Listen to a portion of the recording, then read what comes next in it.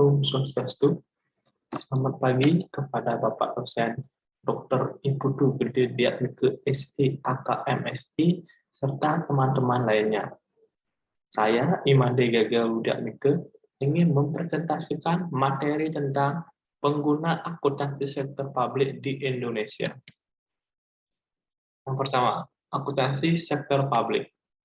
Beberapa tahun terakhir ini, masyarakat Indonesia mengalami perubahan yang cukup mendasar dan besar, yang ditandai dengan meningkatnya keinginan akan akuntabilitas dan transparansi kinerja terhadap pengelolaan sektor publik. Peranan sektor publik dalam bentuk pemerintahan dan usaha-usaha yang telah terbukti menjadi tulang punggung perekonomian negara selama lebih dari 50 tahun ini. Sehingga pembatasan pembahasan akuntansi sektor publik pada pemerintahan akan berdampak kosongnya pengaturan praktik-praktik akuntansi sektor publik itu sendiri. Sebagai langkah awal, penataan kembali akuntansi sektor publik tentunya perlu dilakukan.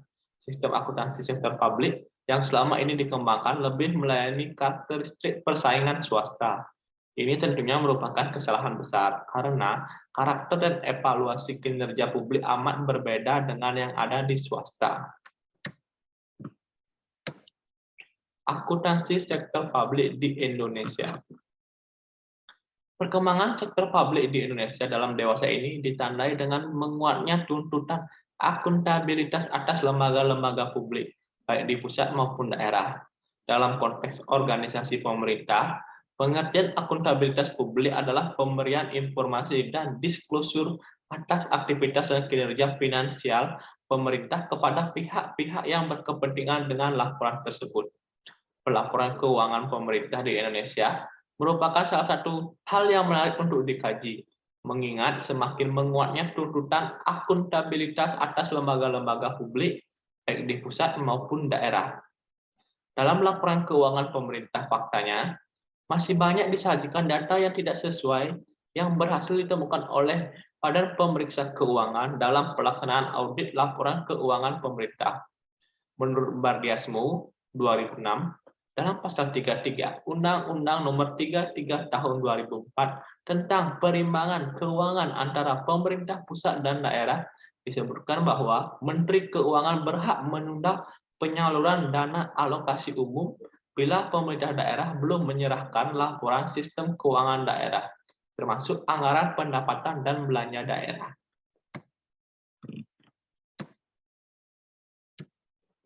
Pengguna akuntansi sektor publik di Indonesia. Pengertian atau definisi akuntansi pemerintah menurut Refrison Baswir adalah akuntansi pemerintahan adalah bidang akuntansi yang berkaitan dengan lembaga pemerintahan atau lembaga-lembaga yang tidak bertujuan mencari laba. Akuntansi sektor publik juga dapat didefinisikan sebagai mekanisme teknik atau analisis akuntansi yang diterapkan pada pengelolaan dana masyarakat di lembaga-lembaga tinggi negara dan departemen-departemen di bawahnya, pemerintah daerah, BUMN, BUMD, LSM, dan layanan sosial. Ciri-ciri umum entitas yang menjalankan akuntansi pemerintah. Yang pertama, non-profit motif. Yang kedua, sumber pendanaan dari pajak, retribusi, utang, obligasi pemerintah, laba BUMD atau BUMD, penjualan aset negara, dan sebagainya.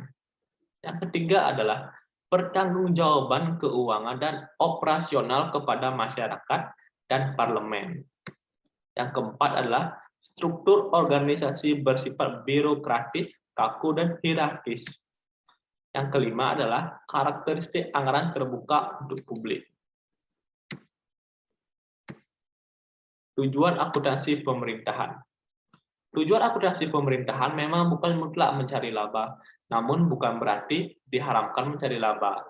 Atas nama terselenggaranya kehidupan bernegara lebih baik, laba dapat juga diambil, tentu dengan mementingkan pelayanan kepada masyarakat terlebih dahulu. Akuntansi sektor publik memiliki kaitan erat dengan penerapan dan perlakuan akuntansi pada domain publik yang memiliki wilayah lebih luas dan kompleks dibandingkan sektor swasta atau bisnis. Secara kelembagaan, domain publik antara lain meliputi badan-badan pemerintahan, baik pusat dan daerah, perusahaan milik negara dan daerah, yayasan, universitas, organisasi politik dan organisasi massa, serta lembaga swadaya masyarakat. Pemakai laporan keuangan sektor publik dapat diidentifikasikan dengan menelusuri siapa yang menjadi stakeholder organisasi. Rabbit et al. 1981 mengidentifikasikan terdapat 10 kelompok pemakai laporan keuangan. Yang pertama adalah pembayar pajak, yang kedua adalah pemberi dana bantuan, yang ketiga adalah investor, yang keempat adalah pengguna jasa, yang kelima adalah karyawan, yang keenam adalah pemasok, yang ketujuh adalah dewan legislatif, yang kedelapan adalah manajemen, yang kesembilan adalah pemilih, yang ke-10 badan pengawas. Pengklasifikasian tersebut didasarkan atas pertimbangan bahwa pembayar pajak, pemberi dana bantuan, investor, dan pembayar jasa pelayanan merupakan sumber daya penyedia keuangan organisasi. Karyawan dan pemasok merupakan penyedia tenaga kerja dan sumber daya material. Dewan legislatif dan manajemen membuat keputusan alokasi sumber daya. Dan aktivitas mereka semua diawasi oleh pemilih dan badan pengawas, termasuk level pemerintahan yang lebih tinggi. Hak dan kebutuhan pemakai laporan akuntansi sektor publik. Pada dasarnya, masyarakat memiliki hak dasar terhadap pemerintah, yaitu yang pertama adalah hak untuk mengetahui. Hak untuk mengetahui itu terdapat, yang pertama adalah mengetahui kebijakan pemerintah, yang kedua mengetahui keputusan yang diambil pemerintah, dan yang ketiga adalah mengetahui alasan dilakukannya suatu kebijakan dan keputusan tertentu. Yang kedua adalah hak untuk diberi informasi, yang meliputi hak untuk diberi penjelasan secara terbuka atas permasalahan-permasalahan tertentu yang menjadi perdebatan publik. Dan yang ketiga adalah hak untuk didengar aspirasinya. Laporan keuangan pemerintah disediakan untuk memberi informasi kepada berbagai kelompok pemakai laporan keuangan, meskipun setiap kelompok pemakai memiliki kebutuhan informasi yang berbeda-beda. Berikut kebutuhan informasi pemakai laporan keuangan pemerintah. Yang pertama adalah masyarakat pengguna pelayanan publik. Masyarakat pengguna pelayanan publik membutuhkan informasi atas biaya, harga, dan kualitas pelayanan yang diberikan. Yang kedua adalah masyarakat pembayar pajak dan pemberi bantuan ingin mengetahui keberadaan dan penggunaan dana yang telah diberikan. Yang ketiga adalah kreditor dan investor membutuhkan informasi untuk menghitung tingkat risiko, likuiditas, dan solvabilitas. Yang keempat adalah parlemen dan kelompok politik memerlukan informasi keuangan untuk melakukan fungsi pengawasan, pencegahan terjadinya laporan yang bias atau kondisi keuangan pemerintah.